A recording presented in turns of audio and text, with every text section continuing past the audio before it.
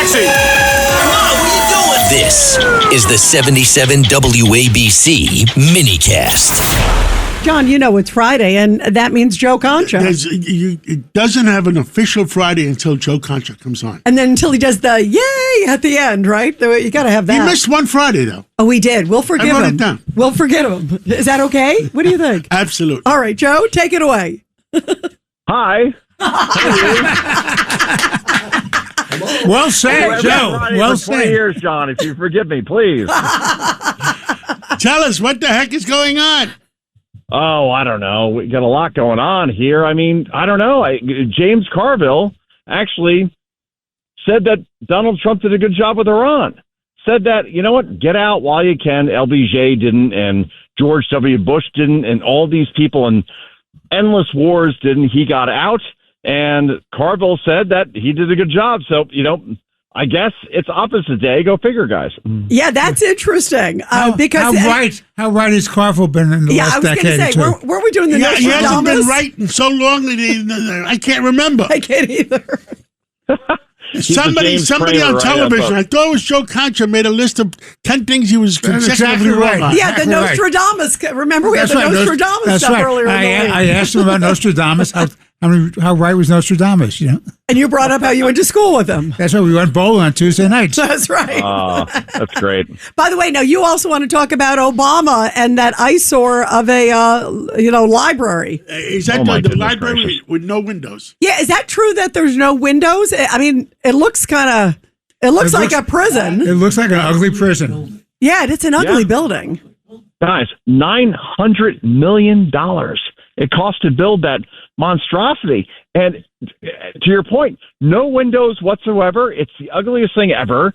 And we heard yesterday where we had people come up and say, well, we have to talk about the stolen lands that this Obama library was built on and pledge them. Well, I don't know, give it back to them then if that's the problem, right? So, but the problem was, the big problem was that with an asterisk, Dr. Jill Biden allowed her husband to stay on stage. And while she left with Barack Obama, Michelle Obama, he's up there wandering around, does not know where he is. Watch the video. And it's so cruel. I felt almost sorry for Joe Biden. I did feel sorry for him. I felt sorry for him, too, when I saw it. It reminded me, remember at the White House when Obama came? Remember, Ed? Same look in the White House. Obama came. Everyone was around Obama, and he was looking his normal vacant look. And he had this glazed look like, where am I? Exactly. It was really sad. It was sad.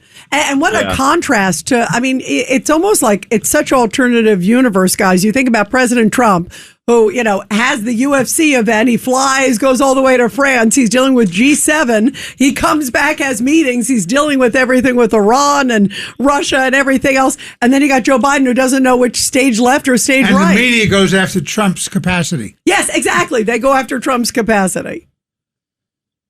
A joke. Absolute joke. When you see that Donald Trump takes more questions from the press than any president in our lifetimes, times 10. And he's only like 5.5 years in. And then everybody's saying, well, 25th Amendment, we got to think about Trump's, mental capacity. Oh, please. Compared to what we had, it's a joke. And at the same time, now what we have now, guys, is gas prices coming way, way down because of this conflict ending. And overall, I don't know what Democrats run on at this point, because outside of we're going to save democracy and Trump's really, really a bad guy, I don't know what they run on. I think that in the end, the House and the Senate stays with the Republicans, but I want to hear your thoughts. I don't know. What do you think? I think it's still going to be tough just because of the way things go, but I think the Senate's going to stay for sure. I hope they both stay, but if the Republicans hold the House, it's a whole change in our political cycles. Yeah. So, imagine if that happens, that would be. It's a huge change. Just remember, you don't have Al Green asking for impeachment on day one anymore because he's not there anymore. Great point. Before we let you go, Joe, also, this is disheartening. This is sad. There was some poll about the percentage of Democrats that say that they will fly the American flag on July 4th. It should be 100%. It doesn't matter whether you're America, whether you're a Democrat, Republican, we're all Americans. But what does this new poll say? Well, new poll says that 1 in 4 Democrats who voted, Democrat, whether Kamala Harris or anybody else, will fly the American flag on July 4th. 1 in 4. Wow. Meanwhile, you compare that with Trump voters, where it's 9 in 10, right? So I think it's 10 in 10 personally. But overall, you hate the country because of who's president. In the end, you love the country regardless of who is in office, based on the wealthiest country in the world, the most innovative country in the world, Amazon, Apple, Tesla, you name the country, the things that are produced out of, this country.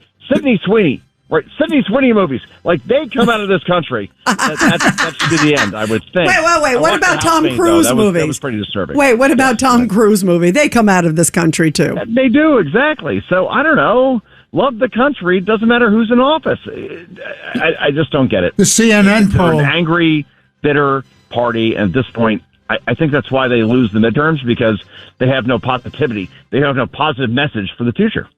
CNN poll. It's CNN, remember, of course, is very pro-Trump, shows that only 29% of Democrats love the country now, as opposed to 70 or 80% back in 2000 and 2001. Which is so sad. And this is our 250th coming up, and they won't fly the flag? Right. Wow. You got to love the country and appreciate the country, whatever political aisle you're on. Absolutely.